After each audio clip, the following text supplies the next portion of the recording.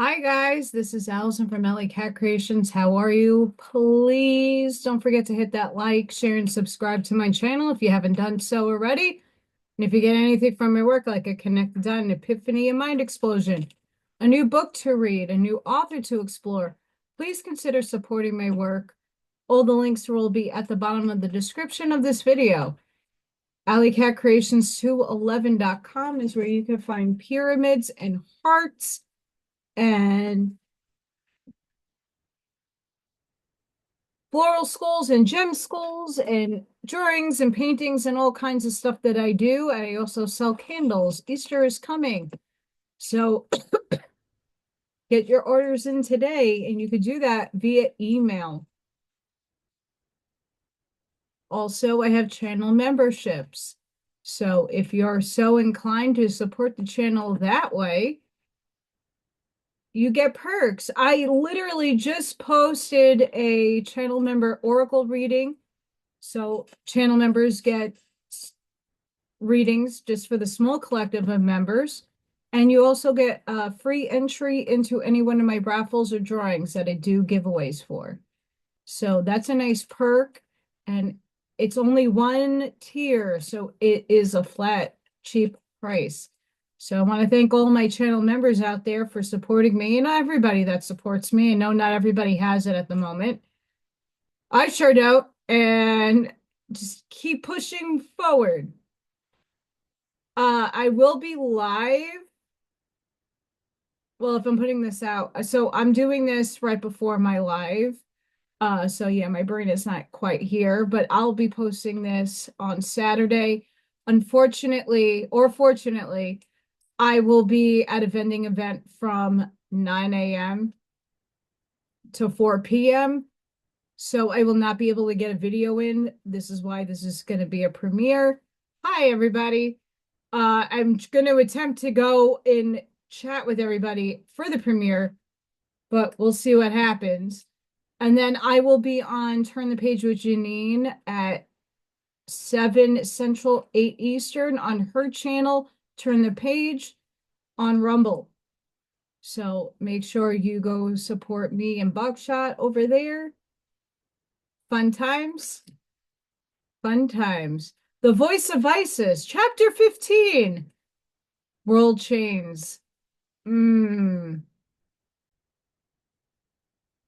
World Chains. Quote, thus the heavens and earth were finished, and all the host of them. And on the seventh day, God ended his work which he had made. End quote. Genesis. Whirling, glowing ether, fluidic but cohesive, throwing off sparks.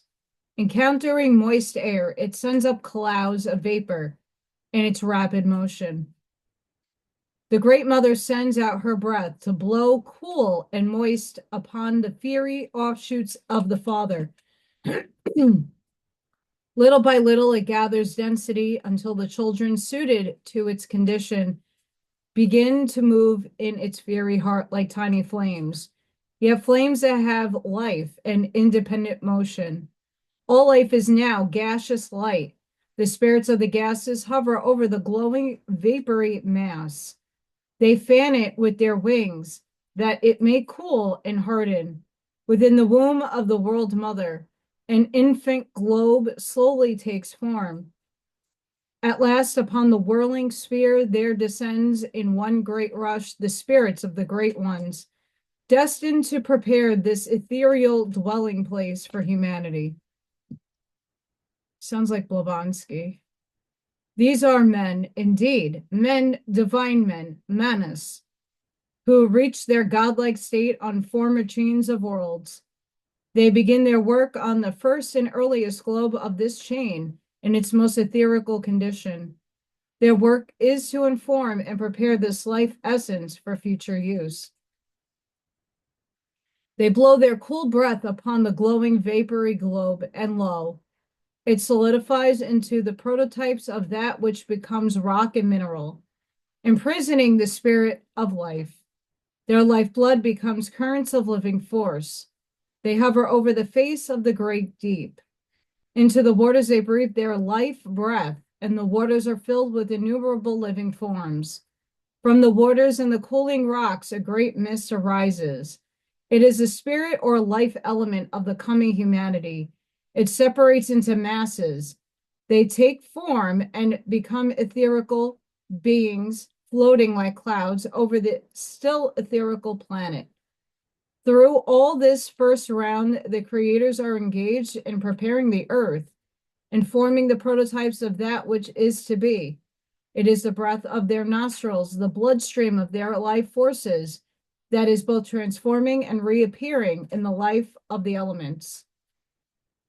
The earliest types are ready to take on denser ethereal forms that pass into sleep, which in this early stage is but a slight cooling down of the globe.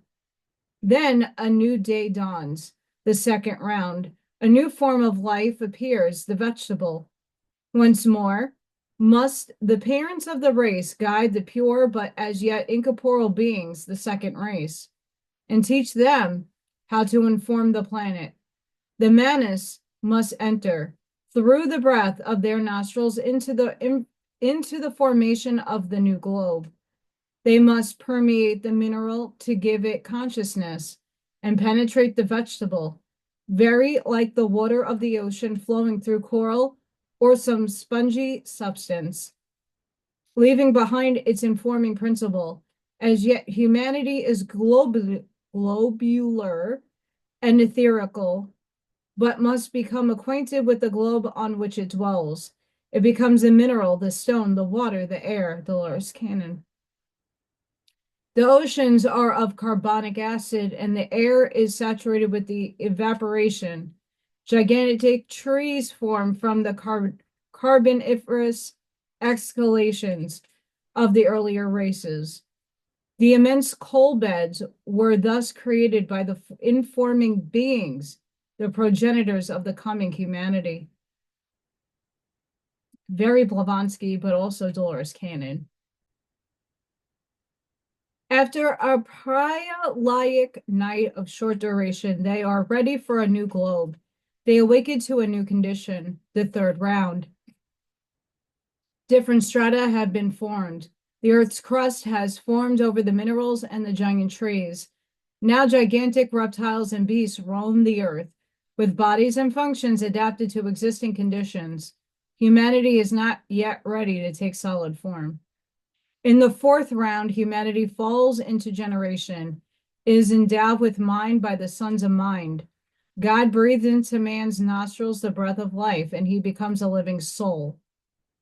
As humanity reaches the lowest point of this fourth round, the human body solidifies. The spiritual powers and psychic faculties are now limited and all but lost in the dense physical envelope. Mind begins to develop. From this point onward, man must work out his own redemption together with that of the earth. Up to this time, his evolution and that of the earth has been guided and directed by the Manas, or Rishis, the progenitors of all that lives and breathes on earth. The above is an extract from a cryptic lesson given by the masters to the order explaining the formation of a world chain, but which the limits of this lesson are far too short to fully explain. However, although there has been much speculation and much confusion in the minds of students concerning these world chains, we will endeavor to explain herein only certain of their most practical phases. For a complete understanding of the subject belonging to the mysteries of the higher initiation, just as man's body is the lowest expression of his sevenfold constitution, so is each visible planet, but the lowest, densest aspect of a sevenfold chain, called the occultist world chain. A world chain is composed of 7 globes of differing states of matter and consciousness, all existing at the same time and all interpenetrating. The globes of any one chain must not be identified with the visible planets, for only one globe of each chain is visible, each physically visible planet being the physical globe of its own chain, just as the Earth is the physical globe of the Earth chain. The other 6 globes of each chain are composed of finer and more etherical states of matter to which our physical senses do not respond. They are invisible and hence to us apparently do not exist. In its descent, involution into physical manifestation, life appears successfully on each of the 7 globes during one day period called a round. 7 of such day periods or rounds being required to complete the cycle of manifestation, involution, turning point, evolution. Our Earth, as the now visible representative of its superior fellow globes, has to live, as have the others, through 7 rounds. During the first 3, it forms and consolidates. During the 4th, our present round, it settles and hardens. During the last 3, it gradually returns to its first etherical form in its spiritualized, so to say. We're here now. It may appear as though the evolving lives step from globe to globe of the chain, but in reality, they're merely evolved into new states of matter and consciousness. A new globe or plane of consciousness manifests when the consciousness evolved in the preceding round can no longer express itself on the old globe. New Earth! In passing from globe to globe, a new principle is developed on each. Man can penetrate into the consciousness of the states through which he has passed, but cannot penetrate into the realms that embody principles which he has not yet evolved. As man evolves, his consciousness is born into a new globe or state of consciousness, literally born into a new world which did not exist before him, where all the familiar things of his daily life and of nature appear in a new and hitherto unsuspected light. This is due to an expansion of consciousness which enables him to respond to the vibrations of a higher globe, enabling him to grasp deeper meanings and understand teachings which he formerly regarded as mere vagaries of unbalanced minds or mystical word pictures of no practical value. Cycles and epochs depend upon a consciousness. We are not here for that for the first time. The cycles return because we come back into conscious existence. Cycles are measured by the consciousness of humanity and not by nature. It is because we are the same people as in past epochs that these events occur to us. Undeveloped man responds chiefly to the vibrations of the physical globe. Those things which he can see, hear, taste, handle, and cannot comprehend or function in the globes belonging to the psychic and spiritual planes.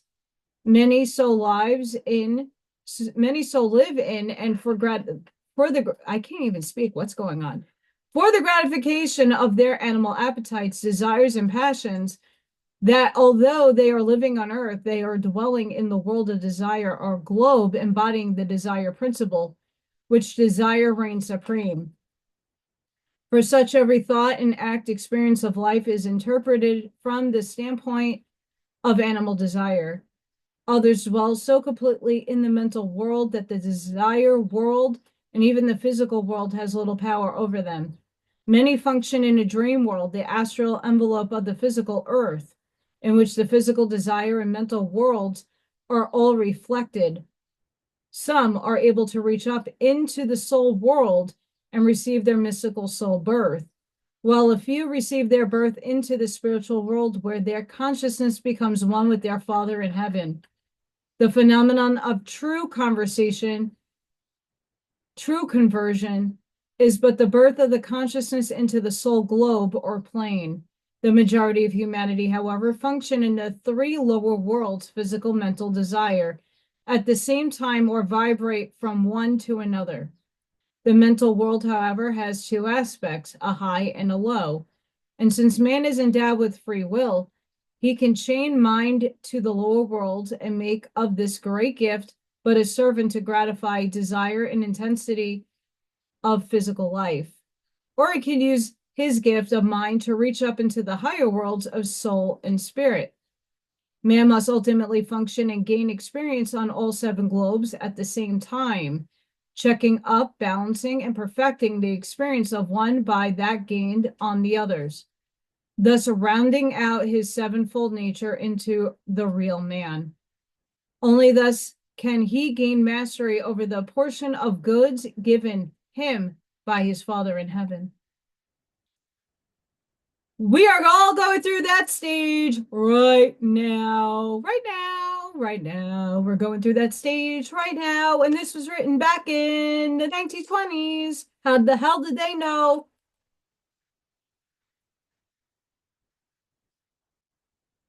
We are going through this right now. But the caveat here from what upstairs gives me is that it is going to be unfolding for a longer time than we would expect. That more and more we all have to move together in unity. That's why it's called unity consciousness, Christ consciousness. And the in mass is not ready yet. They still have to play out their lessons and teachings of that lower globe. While many of us are now taking in lessons on higher density spheres, but still in a 3D capacity. That's why a lot of us are having a harder time because the challenges and lessons are way harder than they need to be. But that's only because we're doing it from a higher state of consciousness. Maybe. Interesting. What is referred to in the above quotation as taking place in each round is the ultimate characteristic evolved while the life wave was passing around the chain of 7 globes during the round. And what is referred to as humanity or man is, of course, not man as we know him today, but stages in the evolution or descent into matter of that which became man at the middle point of the third race of the present 4th round. During the first round, the center of the stage of action was occupied by the mineral kingdom. The mineral dominated the entire chain, reaching its greatest density on the 4th globe. In the rocks formed during the period, science finds no traces of either vegetable or animal forms. During the second round, the vegetable kingdom occupied the center of the stage and dominated the earth chain, the mineral kingdom being subservient. It was upon the 4th globe of that round that giant vegetable flourished in an atmosphere of carbonic acid gas. The remains of that vegetation are still preserved to us in the form of coal. The rocks formed during and after the period recorded the characteristics of the vegetation, but no trace of animal life, for the animals had not yet taken on or descended into physical solid form. During the 3rd round, animal life dominated the globe in the form of giant reptiles and monstrous animals whose remains science has found preserved in many places. During this period, both mineral and vegetable kingdoms were subservient to the animal. The rocks of that time contain traces of both vegetable and animal life, but not of man, for he was still astral and superphysical. During this present 4th round, it is man who descends to the physical plane and dominates the globe through the power of mind, all the lower kingdoms being subservient to him.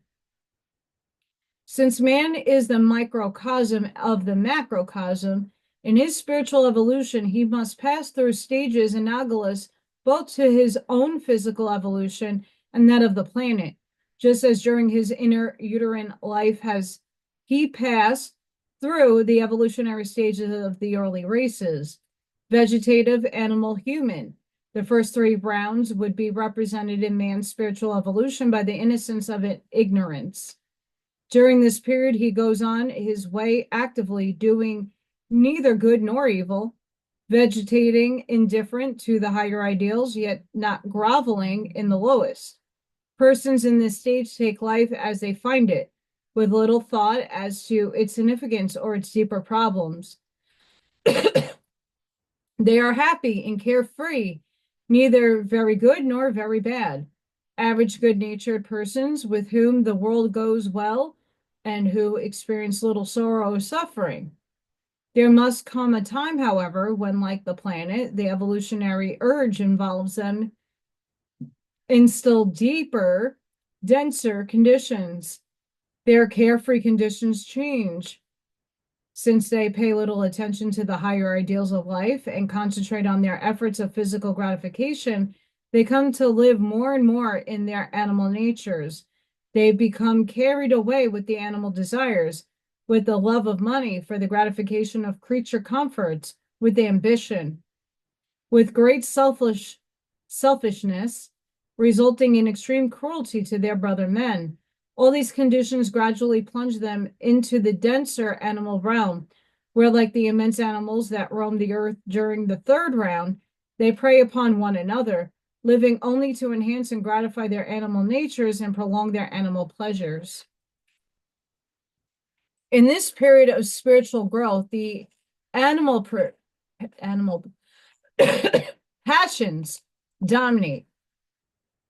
Man now seek to escape sorrow and suffering through indulgence in animal desire.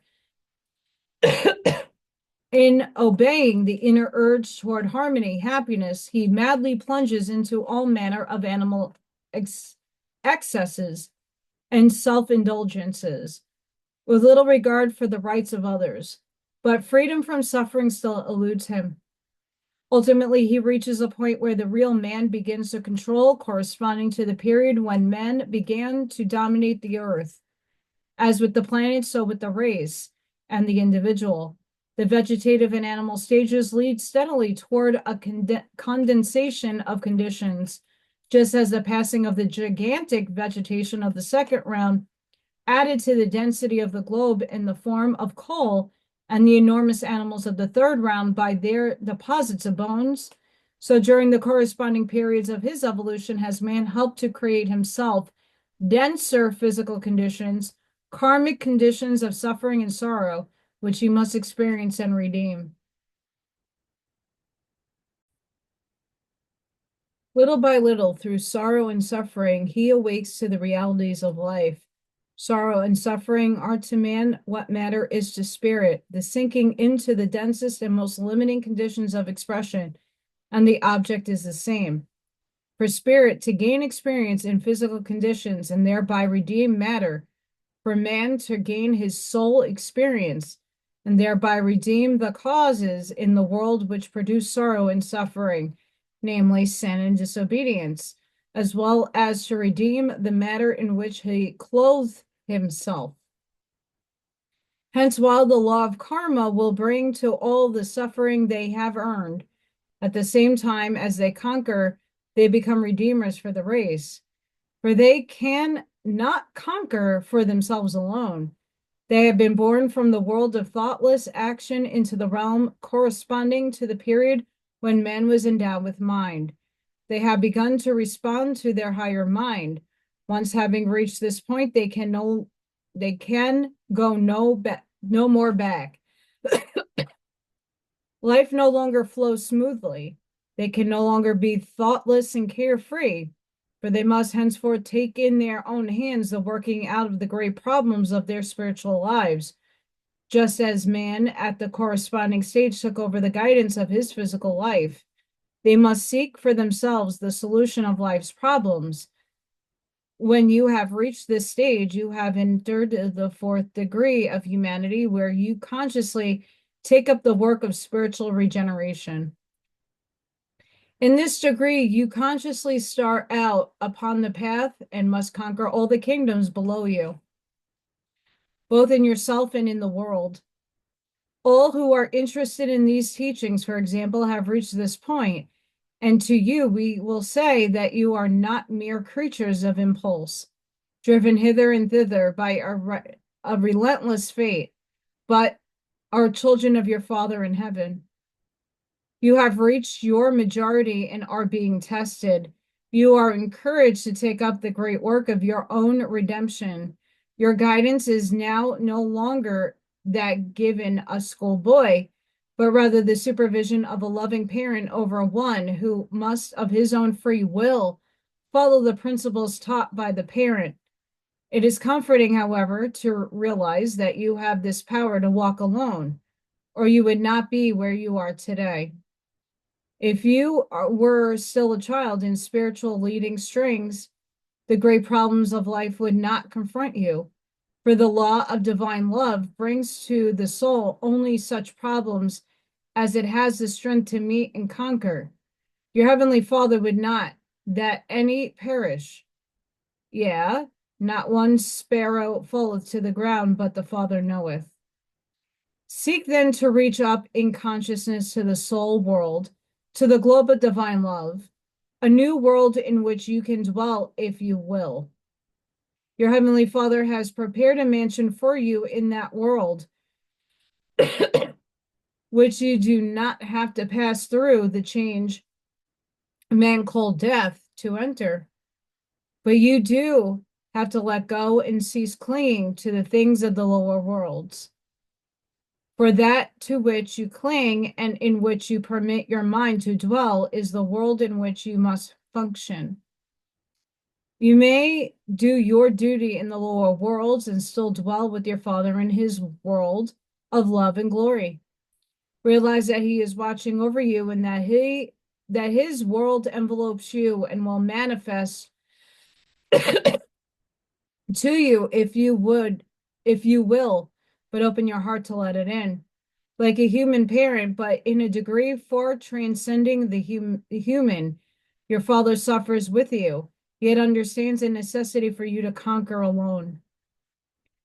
The greatest gift to man is free will. It must be your will to reach out for the guiding hand that is always within reach. Even in the darkest night, you can find it. Truth. All is law, and all law is love. It is the life essence of this law, the Christ force, which has overcome the world or which has brought about the physical evolution of the planet. Hence, it must also bring about your spiritual evolution of bringing to perfection all who choose to work in harmony with the Christ. Nothing can overwhelm you if you make this great truth the foundation of which you build your life. The next chapter is purity. This was a fantastic read. And first of all, we're going through this now. We're at the beginning stages. I postulate that there are so many people out there waiting for a flash of light.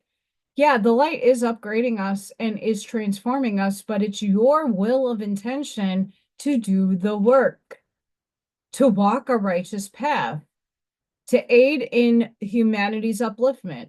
That is working on yourself. If you take the world of science and apply what energy really is and apply it, you are an energy being. High voltage is hitting the earth, and we are transforming, but we haven't gotten to the destination point just yet, and it will take a long time for that point to be reached. Not because I don't want it to happen for myself, because I'm being realistic. Not enough of humanity is acting as if they are the Christ, as if they are source, embodying it, walking it, doing good righteous deeds by others. And I'm not talking about the people on my channel. You guys all walk amazing paths of light. But we get disillusioned by people who are in the spiritual community who are fancy to tell you, oh, 5D is right here. It's coming. It's this obtainable thing. It absolutely is. But it's going to take a long time for us to get there, to reach it, to have the subatomic particles reach in mass to open up that portal for us to walk through. People are still stuck in the 3D paradigm world. They want to say they were awakened, and yet they still can't comprehend the higher aspects of consciousness. They're still alluding to others' narratives and not thinking for themselves. They're not going within to know what is true for them and not. And it doesn't matter what is true for someone else might not be true to you. But just don't go off of blind faith because someone told you this event is going to happen and that event is going to happen. I'm not going to see the flash of light. Maybe some others will. We each create our own reality, but coexistence, we all wrote our ascension to do it together in unity. And we're nowhere that unity point just yet. There's still a mother load of people who are in the hate frequency, who are living in their animal instincts. As much as the outside world is telling you that it is being cleaned up, there are still people that hide in their basements and do heinous things. But when you focus on that and you're not focusing on love, you're focusing on them wanting to be hung and not focusing on love, giving them compassion for not their story. It doesn't excuse their behavior. But there's a reason for everything in God's universe. If you're not seeing the God in all things just yet, give yourself time and give yourself compassion.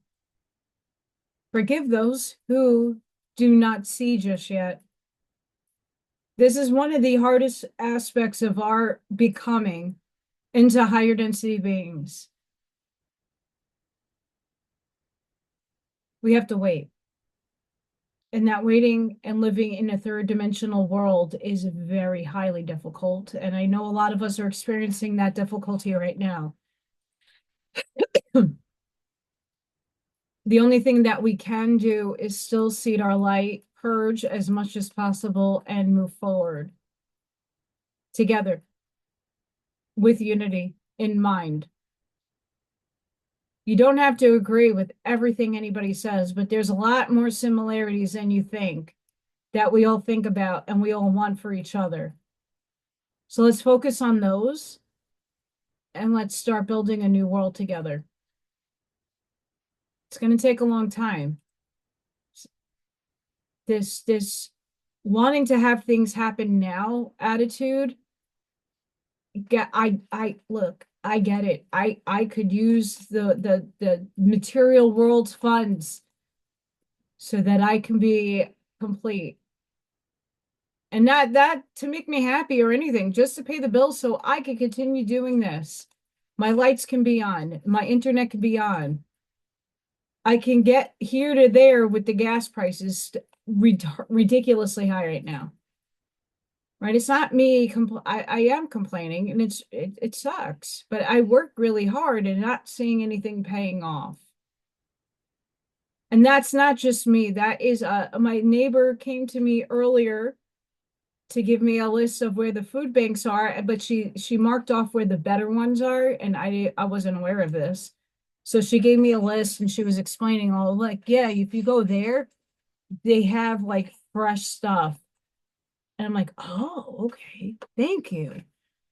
She dropped me off a whole bag of food. She does work in a grocery store. So I'm very thankful. But she too, she's an older woman and she's like, I had to go back to work. I'm not making enough from Social Security, disability, and retirement and all that stuff. She's like, both her and her husband work. She goes, it's very rough on everybody. Something has to give.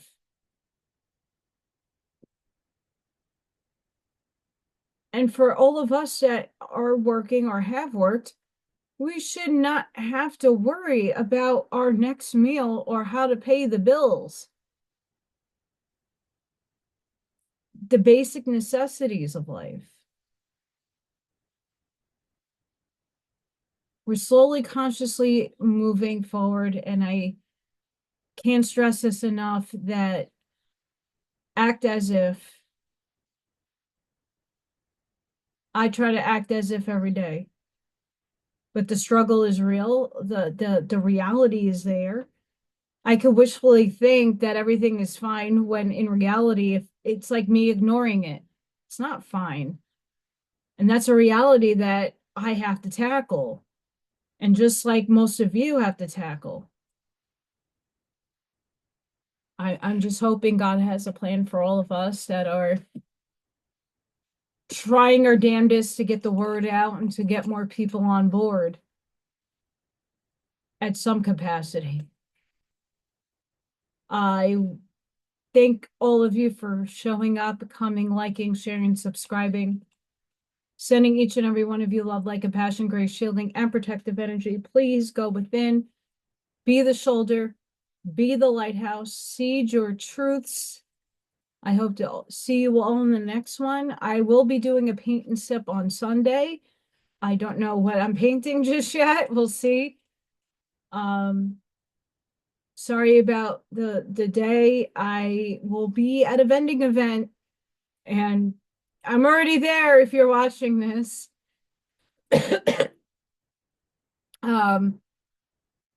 So thank you all for your support, your love, your gratitude, your abundance that you share with me. Thank you so much for all that you all do for me. Many of you have brought me to literal tears with the generosity that you have shown me all these months. It's heartfelt. Seriously, thank you all. I wouldn't be able to do this without half of you helping me. And I hope to one day not have to say that, not because I won't accept the help.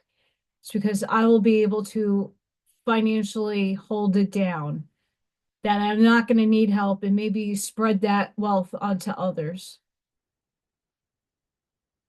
From my heart to yours, light the path forward. Hold the light. And I hope to see you all in the next one. Thank you so much. Bye for now.